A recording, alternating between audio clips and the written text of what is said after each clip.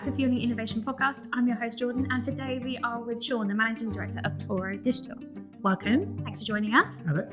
So we're just going to come straight in because obviously I know who you are, other people don't. So tell us about your business, the journey of it, like how did it all begin? Okay, so I started as a freelancer back in 2008 in the Innovation Centre in Northampton University. I was an animator and a coder back then. And then as I took on more work, I just started to hire people and sort of built it up from there. Oh, nice. So for people who don't really know what Toru Digital does, what is it you do? Because you've actually got quite an interesting business model. We are a creative technology partner. So we have like a mixture of designers and coders in the team. We do kind of business to business service. Mm-hmm. So if customers have like problems they need solving or websites they need building, that kind of thing, we'll do that for them. But it really is the mixture of creativity and engineering thinking is our kind of sweet spot, I suppose. Traditionally, that's what we've done. And obviously we're doing a lot more AI right now. Yeah, of course. Yeah, that's one of the things I find interesting because you've like made a point of, you've kind of embraced it in a whole different way. Like I think some creative industry, like businesses are kind of, and rightly, I guess, a little bit nervous about it because obviously it is a bit nerve-wracking. Yes. I'm coming from it like from a generative AI perspective, I guess, from like an engineering. But you've kind of gone the other way compared to a lot of creative industries. You've gone, no, this is what we do, and actually we can help you leverage it and we can help you use it properly, I guess. Yeah, I mean, I think I would say that we're learning still, just like everybody. I think even the people that are the big companies making these models are still kind of learning what they're for. Like, I think it's such a new technology. It's kind of exciting but uncertain at the same time, which is why if you have a partner that can work with you who has good design understanding, has good technology background and understands business challenges, that's a really good team to also leverage or understand the potential of new technologies like AI. Our approach is just jump in the deep end and go for it. Yeah, and I think that's actually kind of important because like you said, it's here now, right? Like it's not going anywhere.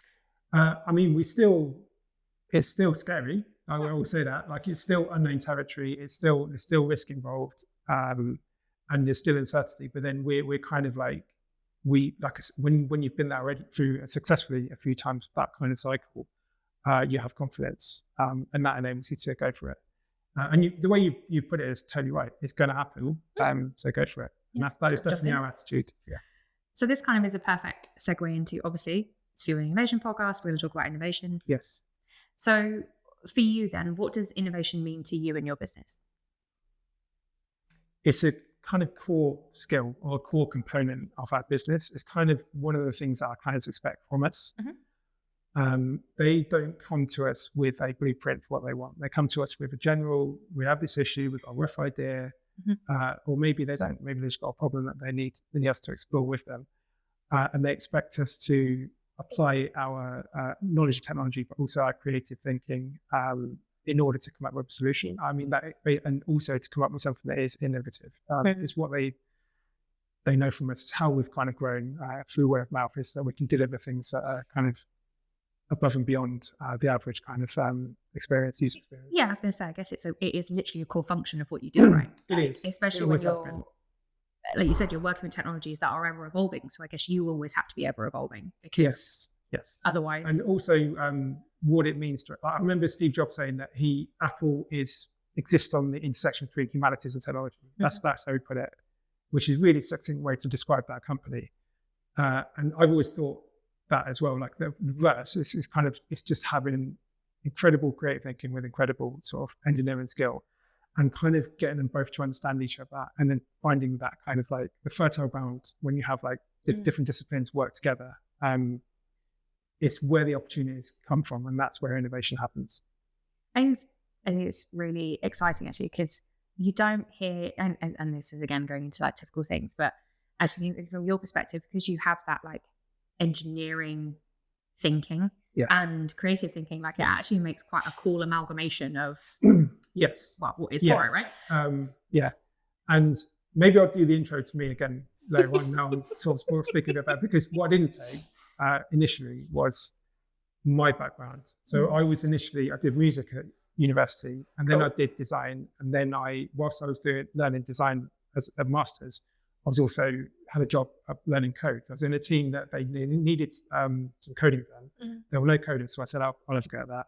So I was learning coding design at the same time. And that's kind of like what the company kind of is based around as well. That kind of, as I said, like the combination of the two. But in that, again, right, that's you being innovative without even realizing you've been innovative, because there was a problem and you've gone, I know what I can do. I can try and fix that problem. Like there is a gap. Yes. Yeah. I'm gonna fill the gap. Yeah, exactly. Yeah. And I think people don't realize that actually that is in itself an innovation. It's like innovative thinking. I don't think people realize actually how much they do it on like a daily basis. I think people always just think it's a tech thing, or it's a medicine thing, or it's a... Yeah. I mean, there's obviously other things involved, like you've got to understand risks, you've got to understand cost benefit and all that kind of stuff. But that's kind of secondary to the just energy of really wanting to have a go and genuinely create something new, solve problems, all that kind of stuff. You have obviously worked with the university in numerous ways and continue to do so. Yeah. So tell us a little bit about how you've worked with the university and I guess what it's done for your business. Okay, well, firstly, they were our landlords. So our first two offices. That's fine. Yeah, that was the first relationship. So we were in the Portfolio Centre and then the Innovation Centre before we came here to celebrate. And they were both great places to work. The Portfolio Centre in particular was amazing. It was like, that was back when I was just working by myself and then with one or two other employees. And we got so much business support and networking with other businesses. So that was a good start. Since then, for example, this year we've done a hackathon with the computer science course, which is great. So me and I think there's 4 of us went in there and we set a task for them to do. And then our full stack developer, Ifra, she gave them a sort of debriefing where she gave them loads of advice for their careers and that kind of thing. So that's an example of the kind of thing we do. And we've done that for like marketing, we've done it for the graphic design course as well. Otherwise, we're always over at Merge Futures. We always try to go to career fairs and that kind of thing, and just have a good relationship with all the course leaders and that kind of thing. I think it's actually really important, like you said, when businesses, especially like yourself, right, that are in very close proximity. Like I know over here, but like literally on the back end. Yeah. But like the hackathon is a really good example of how businesses make a difference to universities, right? Like we're always hearing about businesses saying, oh, but we don't get this from grads. We want to see this from grads. Okay, so help us shape that then. Yeah. And you doing that is literally the perfect example. Yeah, I mean, the one thing I should have said there is recruitment as well. Like our first employee she got our first from computer science back in 2009. And we've recruited a lot from the university since then and just offered internships and that kind of thing as well. So I think this summer we've done at least 3 internships for various kind of students, from coders to AI students and that kind of thing. So. Which is really cool. Yes. So obviously you mentioned careers fairs. We are welcoming you to the Careers Expo. Oh yeah, that's how we're renewing it. Sorry, Student Futures Expo. I'm going to get shot for that. What's for you? Because I think sometimes smaller businesses don't see necessarily the benefit of going to like careers expos and things like that because inherently they're a smaller operation and it's a much, I guess, a very different recruitment process. Yes, compared to a big company. Yes. What do you think is the benefit for smaller businesses going to things like the Careers Expo? I think it is finding the talented people. They are there. Like in this region, there are some really, really talented people. We want to keep them in the region and we want to get them at the start of their careers and train them up. So that for us, that's always been our model. So we've built a really good team on that model. It's not just graduates, it's also apprentices and other kind of people coming in at the start of their career. But historically, especially for, let's say, coders, like to hire a senior coder, the wages are astronomical. All the good ones are in London, and it's just impossible. It's impossible without a huge amount of money up front to build a team of senior developers, unless you've got investment or whatever. But you can build a team from graduates. And there are, like you said before, there are things where people come out of uni and you go, okay, that's not right, but you should have been taught this, whatever. But that's, that's the way it is. That's fine. Syllabus has changed over time, and if we can have input back, then that's cool. But there are some great graduates that have come through that have had a massive impact with us. And that's the benefit, really. I mean, a lot of these conversations start at careers fairs as well. Yeah. So, yeah. I guess for you as well, like you said, you offer internships and other things where actually that's not just third year students. That could be first and second year students that are like they're, like you said, for them, that's invaluable work experience that is only ever going to help them. Yes. Helps you. It's like, it's a very mutual. Yeah. And I would say we have a lot of people come through, and like, we don't recruit a lot. Most of them come through, and we put energy in for give them a good experience and that kind of thing. If we can recruit like 1 or 2 a year that are really good, then it's good for us. And then if it's for everyone else, if they have a good experience and it helps them, then that's great. But we actually quite like in our team, we're quite happy, like having just random people every week, different people coming in. I think it just makes it a bit interesting, doesn't it, really? But also I think it's no secret that the job market is incredibly competitive. Yes. More and more people are going for more and more roles. Yes. So actually, that experience that you're then offering students. Yeah. And we're trying to scale it beyond that as well, because we have way more people ask than we can actually do. So we can only have like one at a time. And even then we need space in between because it does take resource.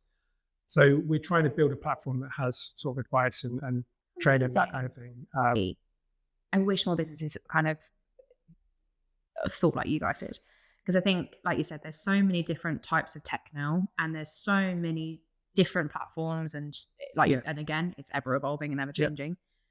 That I think sometimes when you see some job adverts, I'm like, they're so specific. Yeah.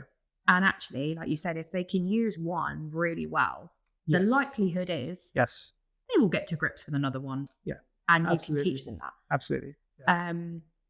And I think that's... I would add, sorry, I'm thinking about it more. I would add AI. Like, I would add whatever it is, I want to see how they've used AI in an interesting way and not just shied away from it, or maybe even been discouraged by the university from using it. Because like, coding is a great example. Like there's platforms out there that will do a lot of great coding for you, but they will also make lots of mistakes. So it's kind of like it's a bit like copywriting. Like it's a backwards and forth, and you need to master it in the same way you'd master traditional coding.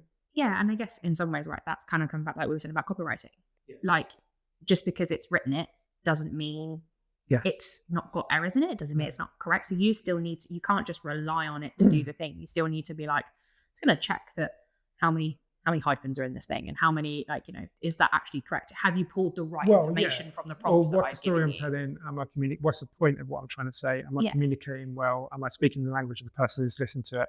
There's lots of really generic things that are part of copywriting and part of communication in general that when you know all those, you're really good once you have ChatGPT as well. So if someone came and copyright is a great example, but you can equally apply this to any other field. So if someone came in and never used ChatGPT, then they're missing the trick, and it shows a bit of naivety.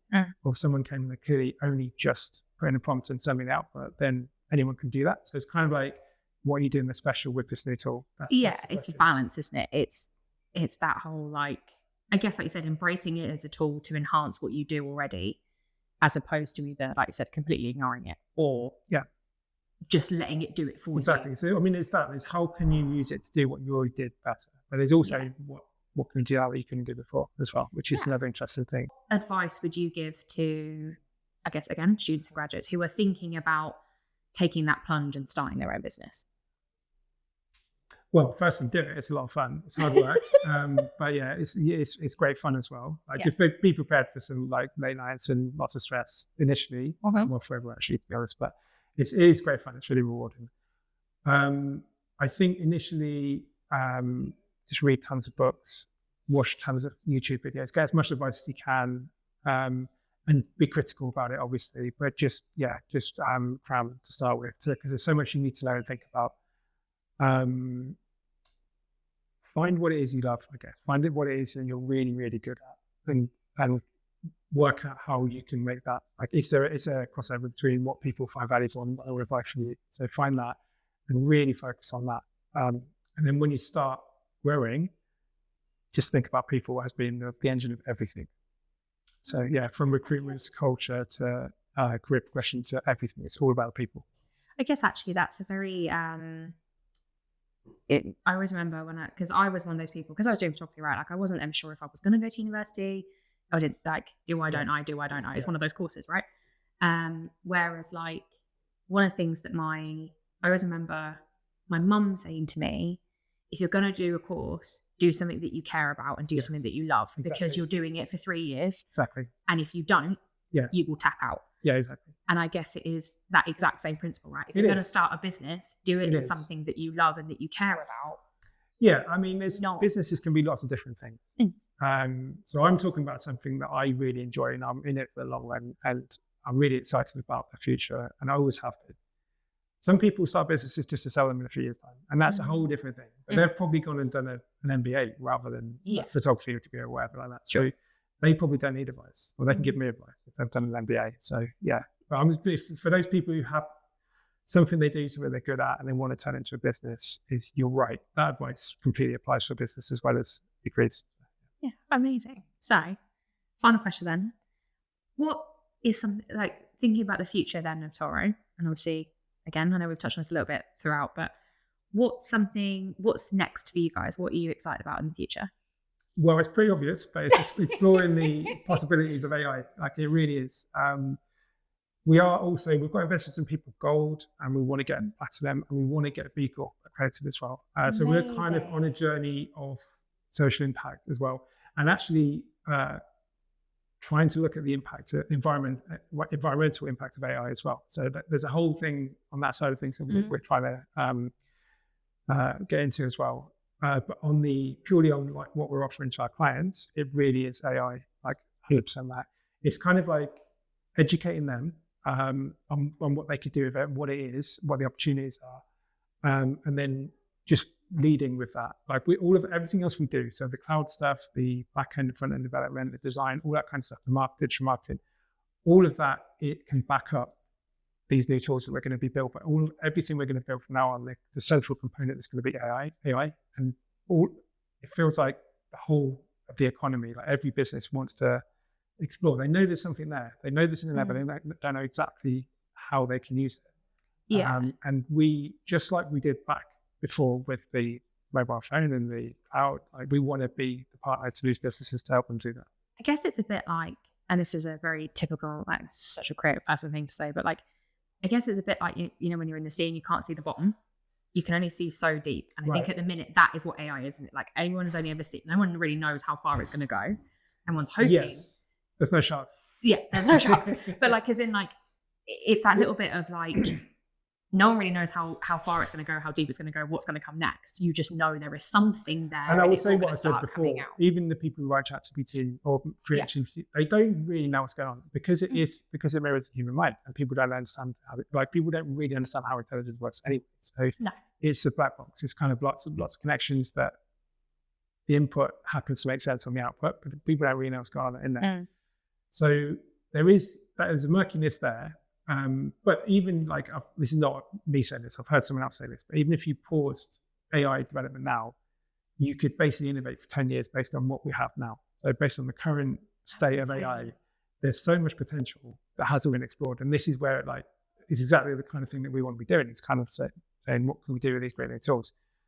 But I think what you're saying is like, they're going to carry on developing, but it's difficult to know where they're going to go. Yeah, like it's that whole like, we know it's there, just not entirely sure what that looks like yet. Yeah. Amazing. Thank you so much for your time. I appreciate you carving out time for us, and look forward to seeing what you guys do in the future. Brilliant. Thank you very much. Thank you. Cheers.